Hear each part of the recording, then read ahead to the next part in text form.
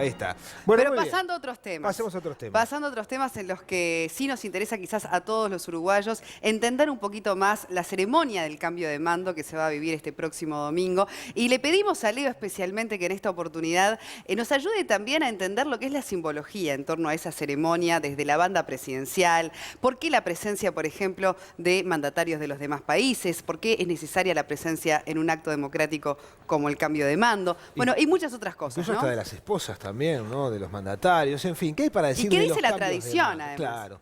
Bueno, para empezar, decir que es un hecho siempre importante, un cambio de mando en un gobierno democrático. De la banda presidencial en particular es interesante porque la banda presidencial nace con Máximo Santos. Bueno, lo contabas vos, para diferenciarse del resto. Exacto, ¿no? Y está bueno porque Máximo Santos no era de lo que podríamos llamar democrático desde el punto de vista político, ¿no? Pero bueno, la banda presidencial es como un símbolo del presidente, ¿no? Del primer mandatario, del primer ciudadano, y por eso le llama primera dama a su esposa.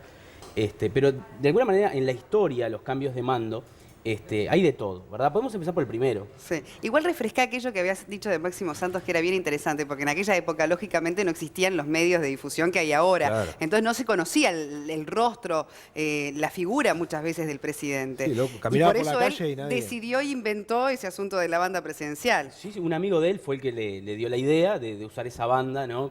Justamente con los colores de la bandera nacional, con el escudo.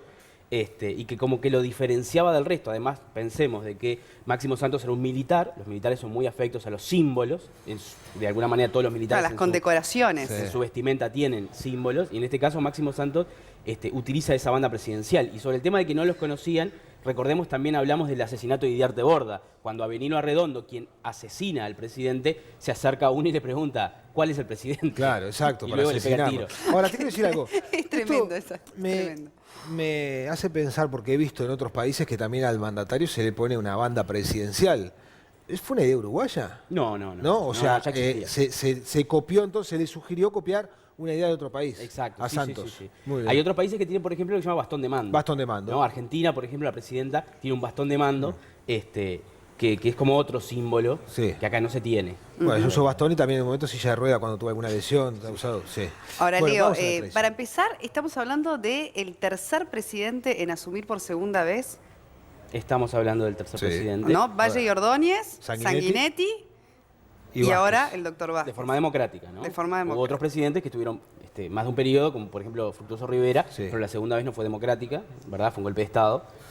Así que sí, estamos hablando del tercero en asumir. Y otro dato por segunda curioso, desde que se instauró la democracia nuevamente, desde que se recuperó el Estado democrático, es por primera vez un mismo partido gana por tercera vez consecutiva las elecciones. Exacto. Que no había ocurrido. Exacto, digamos que el siglo XIX y el siglo XX están marcados de alguna manera por la preeminencia del Partido Colorado, ¿verdad? De hecho, hemos mencionado que en el siglo XIX el Partido Colorado hizo uso y abuso de la Constitución del 30 para no dejar ingresar al Partido Blanco, y por eso se dan la mayoría de los levantamientos del Partido Nacional.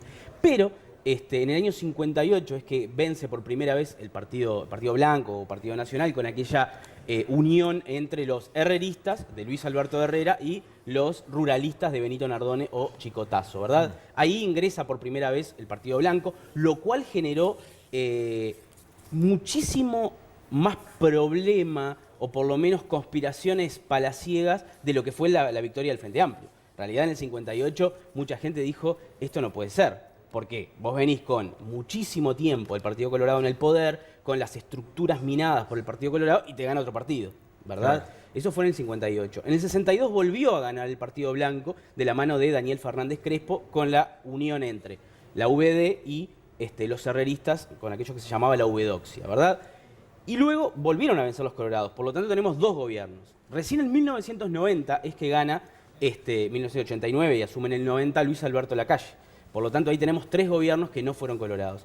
Y el Frente Amplio en este caso está equiparando en mandatos al Partido Blanco, pero en este caso son consecutivos. Claro. ¿Ah? Cosa que el Partido Blanco no tuvo, ¿verdad? Pero si lo ponemos de esta manera, es interesante ver cómo el Uruguay, a pesar de que en el siglo XIX podrán decirme algunos no, porque Bernardo Berro era blanco, sí, pero gobernaba por lo que se llamaba política de fusión, no por el Partido Blanco, ¿no? Pero capaz que era una concertación de hoy en día. Exacto, entonces, de alguna forma, estamos hablando de que el Uruguay, y digamos, un país que ha tenido una preeminencia colorada muy fuerte, Sí, claro. muy fuerte. Y por eso es tan extraño que ahora, para los politólogos y para los estudios en general, de que el Partido Colorado tenga tan magra votación. Sí, lógico. ¿Verdad?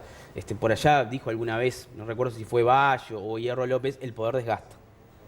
Bueno, digo, el poder desgasta siempre, Sí. ¿no? Pero es bastante interesante la magra votación que tienen actualmente. Bueno, le decíamos, ¿no? Y Sole te preguntaba respecto a antecedentes históricos de estos de cambio de mando. ¿Cuál fue el primero, por ejemplo? ¿Siempre se utilizó una ceremonia de estas características? Bueno, el primer cambio de mando fue de Rivera a Oribe. Pero aquí hay un pequeño detalle, y es que, según la Constitución del 30, el presidente debía abandonar la primera magistratura 6 meses antes. Ajá. ¿Por qué? Porque en aquella época, según la Constitución del 30, la elección de presidente no se hacía por voto popular, sino que se hacía por voto indirecto a través de la Asamblea General. Claro. Entonces las personas votaban diputados y senadores, en realidad era más complicado. Los senadores eran uno por departamento, o sea que había 9 senadores, y no se votaban senadores directamente, sino que se votaba un colegio electoral que elegía a los senadores, algo parecido a lo que pasa en Estados Unidos ahora. Se votan colegios electorales que luego eligen al senador. En este caso, tenía que dejar el poder justamente porque la Constitución preveía de alguna forma que podía el presidente tener algún tipo de incidencia en la elección del próximo presidente si estaba dentro del poder, del ámbito del poder.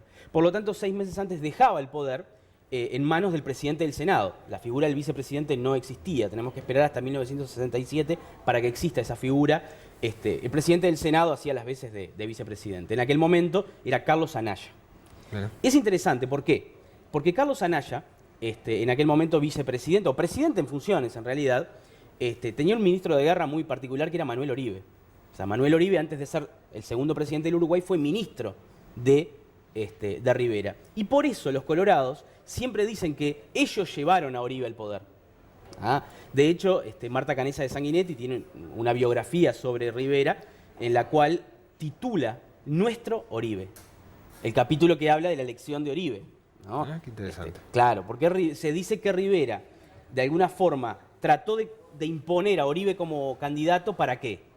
Para pegarle de baranda a la Valleja, porque Rivera no quería que la Valleja fuese presidente, por lo tanto apoya a otro hombre muy similar en características que la Valleja. Entonces, cuando se va Rivera de la presidencia, se le regala una espada, ¿tá?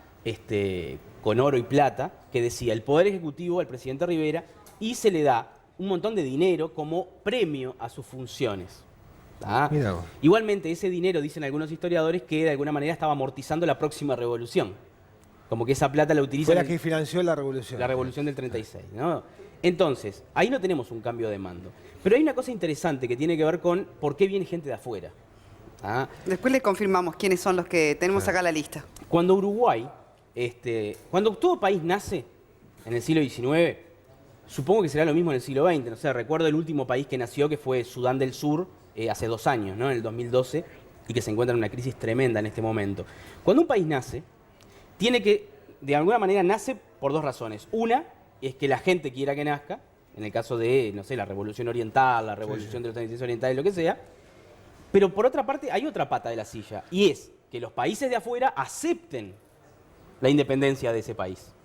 Pregúntenle a Ucrania Sí, en qué claro. momento está ahora. Pregúntenle a Kosovo, ¿no? Es como dar un respaldo internacional a lo que Y un aval. institucionalmente se está viviendo en este país. Pregúntele ¿no? a En este Palestina. caso. Claro. ¿No? Entonces, si vos no tenés el aval de afuera, y mucho más en el siglo XIX, que no existía ni la ONU ni la Sociedad de Naciones, pensemos que la Sociedad de Naciones, que es el primer organismo multinacional, nace después de la Primera Guerra Mundial. Sí. ¿Tá? Luego de la Segunda Guerra Mundial se crea la Organización de Naciones Unidas. En aquella época, bueno, tenés que ir país por país, ¿no? Diciéndole, ¿me aceptás? Sí, no. Claro. Y eso lo hizo Uruguay. Eso lo hizo Juan Francisco Giró, que luego va a ser presidente. Lo hizo al inicio, con la Constitución del 30 en la mano, con toda la esperanza de aquellos orientales forzosamente uruguayos que iban, ¿no? País por país, y lo mandaron a Giró, que fue a Inglaterra, que fue a España. Obviamente España le dijo que no. Claro. Sí, por todo el ¿Por qué? enfrentamiento Porque que hubo era algo ahí. que estaba perdiendo Claro, España. lógicamente. ¿No? España se encontraba en crisis, perdiendo colonias. Entonces la llegada de mandatarios de otros países, de alguna manera es un aval. Totalmente, totalmente superfluo, porque en realidad Sí, hoy en día sí. nadie va a discutir la existencia de Uruguay. Pero bueno, tradicionalmente Es es algo como simbólico. respaldar al nuevo gobierno. Exacto. Está Y cargada de respeto a la democracia Claro. también. Está y cargado de demás. simbología, el cambio de mando. Me parece que es un evento que todos debemos celebrar más allá de partidos, ¿no? Es reafirmar la condición de país democrático y creo que todos tenemos que estar contentos más allá de quién sea el que está asumiendo o no. Si hay tiempo, al final les refrescamos un poquito el itinerario para este domingo y también las presencias internacionales ya confirmadas que van a estar aquí en nuestro país. Leo, ¿te acordás que el viernes pasado te pedimos 1000 disculpas por el poco tiempo? Hoy también. Disculpanos, por favor, te pido. Pero estaba realmente interesante y daba como para mucho más, pero nos corrió el tiempo. ¿Viste? Hoy cantamos, hicimos de todo, así que dejamos algunos puntos suspensivos para el viernes que viene. ¿Ok? Perfecto. ¿No te enojas? Te pido por favor. No. Ta.